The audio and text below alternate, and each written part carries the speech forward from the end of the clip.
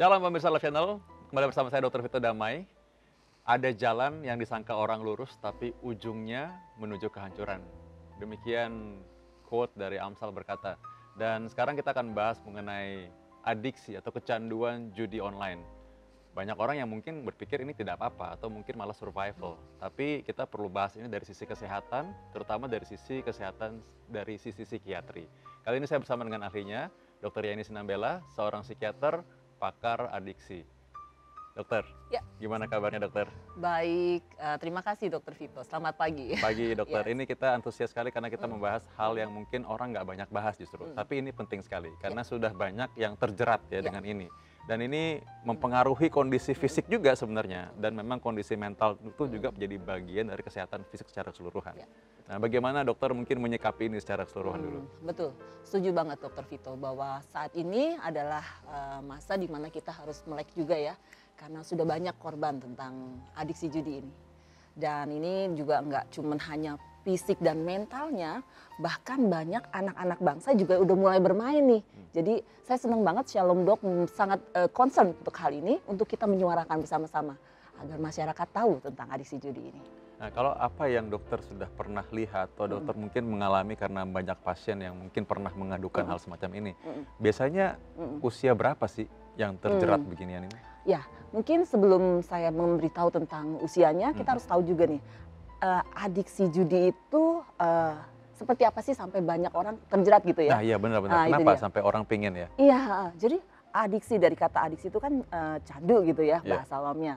Kalau di psikiatri kita sebut judi patologis. Judi patologis, jadi sesuatu perilaku bertaruh yang maladaptif. Maladaptif artinya sesuatu yang salah gitu ya. Di mana dia tahu bahwa itu salah, menimbulkan banyak konsekuensi negatif, tapi dia tetap memilih berjudi gitu loh. Jadi ada apa ya, tidak bisa mengontrol diri, tidak bisa berhenti. Karena ya tadi pengennya berjudi mulu. Ada konsekuensi negatif, tapi dia memilih tetap berhenti. Nah usia-usia yang banyak gitu ya, adiksi judi ya mungkin usia dewasa muda sih. Tapi sekarang trennya remaja juga mulai. Karena aksesnya kan gampang tuh. Iya. Adiksi judi online ya kalau Online judi apalagi iya, ya. Nah gitu. sekarang ini tadi untuk mempertegas tadi masalah adiksi patologis ya. Jadi ada yang tidak patologis kah? Oke, jadi kalau udah adiksi pasti patologis. Jadi penamaannya di PPDGJ kita sebut Oh, iya. judi Judi patologis. patologis. Nah, Ya. ya karena kan ada orang yang bilang, saya cuma untuk senang-senang aja ya. Itu kan alasannya pemirsa ya, kadang-kadang suka ngomongnya, ini kan cuma untuk have fun gitu kan. Oke, Nah, iya. Jadi kalau kita lihat spektrumnya memang nggak langsung adiksi sih. Pasti awal-awal mencoba-coba. Terusnya ya rekreasional, situasional, sampai akhirnya dia bermasalah dengan judi tersebut. Dan akhirnya ketika ada konsekuensi negatif tapi dia tetap memilih, udah sampai adiksi deh tuh. Kayak gituan, jadi tetap ada spektrum. Nggak langsung cedet adiksi. ya. Nah orang kan juga kan mungkin kan tidak sadar bahwa ini mengganggu kesehatan mental dia. Betul. Ya kalau sadar mungkin berhenti ya kali Yes. ya. Nah kenapa mereka sampai bisa terjerumus gitu? Kan tadi kan awalnya coba-coba nih. Iya. Lalu apa yang membuat jadi faktor risiko? Ada orang yang mungkin ya benar ya, mungkin Iya. sekali-sekali ya. Ada juga sampai mungkin nggak punya uang juga malah akhirnya Iya. ini alasannya banyak lah. Iya. Wah ini saya terpaksa, ini saya memang karena survival, Iya, iya. ada yang butuh lah. Jadi ya banyak alasannya untuk membenarkan kondisi tersebut. Betul. Pertama gini, kenapa sih kok orang tahu itu bermasalah tapi tetap cinta gitu ya, tetap memilih untuk berjudi? Pertama ya, kan namanya orang berjudi itu kan apalagi yang online, itu serba musiknya aja keren. Warna-warnanya tuh keren, benar-benar interaktif. Terus untuk ngedapetin itu gampang gitu aksesnya, ya kan? Terus kalau kita berjudi anonimus, nggak penting pakai nama, gue bisa berjudi gitu kan. Jadi private lah gitu loh. Kemudian pada saat dia berjudi online, itu ada apa ya, kayak perasaan-perasaan aku bisa memenangkan begitu banyak. Jadi dia merasa seperti ada ilusi bahwa gue mampu nih mengontrol, aku memiliki kemampuan. Itu suatu hal yang menyenangkan. Jadi ada hal yang pada saat dia berjudi, ketika dia menang dan nyaris menang, hormon dopamin, hormon bahagia tuh keluar gitu loh. Itu yang membuat dia kayaknya aduh enak banget itu.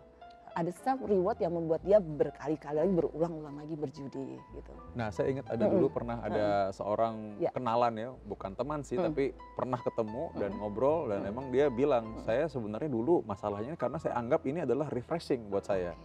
Nah ini apakah bisa dibenarkan tuh? Karena dia ujungnya adiksi nih nanti. Iya betul. Kita lihat aja tadi yang spektrumnya, mulainya kenal-kenal, terusnya situasional, rekreasional, akhirnya problem dan akhirnya adiksi. Jadi tapi akhirnya seseorang menjadi adiksi itu tergantung faktor risiko sih. Jadi ada 3 faktor. Jadi faktor host orangnya, faktor lingkungan dan faktor agentnya. Jadi tidak semua orang yang bermain judi kan langsung jadi adiksi. Ada 3 faktor yang menentukan. Contohnya gini, faktor host dirinya. Adakah genetik di dalamnya? Misalnya gini, opungnya ada nih adiksi. Adiksi apa? Alkohol. Sepupunya adiksi apa? Nikotin.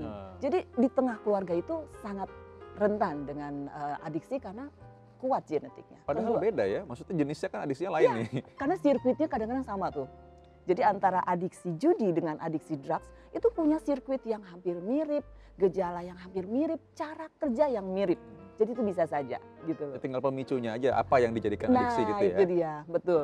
Nah itu genetik, terusnya tergantung dia orangnya kayak mana kepribadiannya. Misalnya ada orang yang risk taking, kan ada ya. Orang yang pengennya tuh impulsif gitu, nah itu beresiko. Atau dia seseorang yang memiliki kerentanan, depresi, cemas, atau permasalahan yang membuat dia tuh rentan untuk beresiko.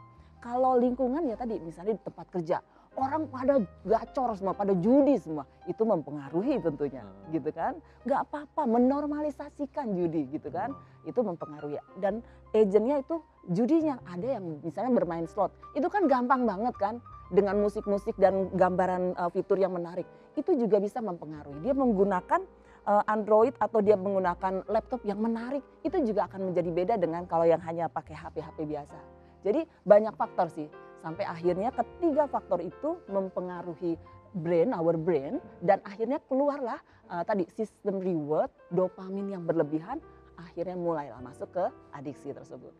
Oh, ini banyak yang harus tahu juga nih ya, karena mungkin nggak tahu bedanya dan batasannya ya. Nah, kapan seseorang ini dikatakan adiksi atau katakan oh ini kayaknya udah masuk patologis nih kan? Iya, betul.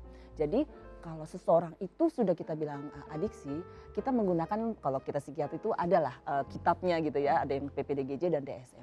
Misalnya gini, dia ada preokupasi, pikiran terus menerus, kayaknya asik di judi, gue pakai fasilitas, gue pakai strategi ini, gue bakal menang nih, pikiran terus tentang judi. Udah tahu kalah, tapi dia tetap berjudi, dua tuh ya. Terus ada toleransi, misalnya aku bertaruh 100.000.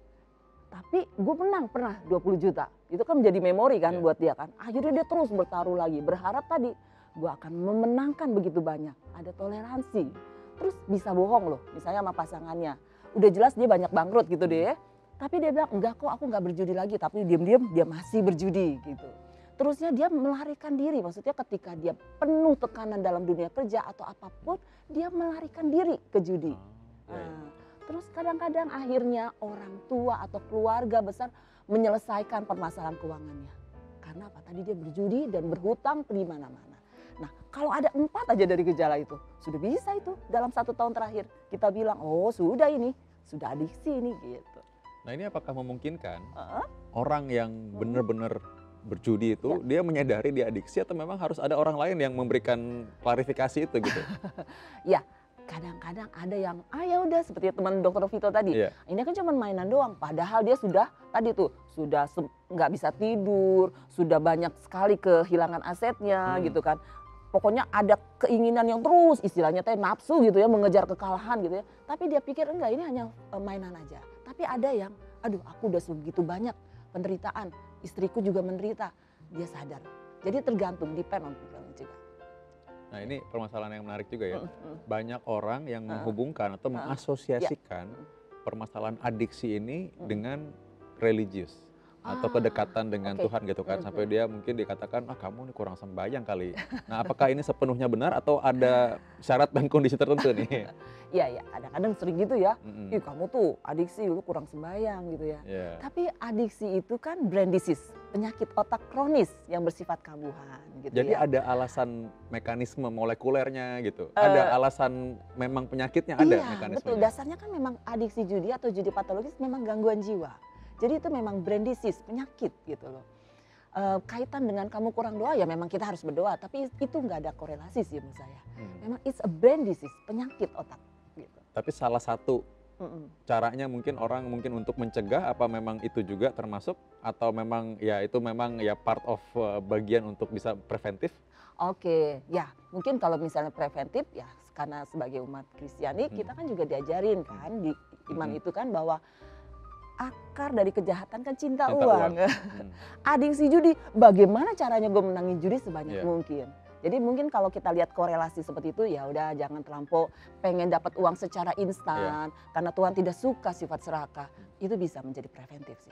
Tapi ini patut disadari bagi pemirsa bahwa ternyata memang adiksi judi ini adalah salah satu penyakit sebenarnya, masuk dalam definisi, dan juga memang ini suatu hal yang memang satu harus dikenali, karena ini harus menjadi kesadaran juga supaya bisa menemukan solusinya nanti kan. Iya. Dan ini seru banget karena saya ingin tahu bagaimana cara kita menghadapi, atau mungkin bagi para pemirsa yang punya masalah ini atau punya keluarga yang punya masalah ini, bagaimana cara menanggulangi dan menjadi solusi dari masalah tersebut. Kita akan bahas dalam segmen selanjutnya. Minum dulu ya, Dok. Ya.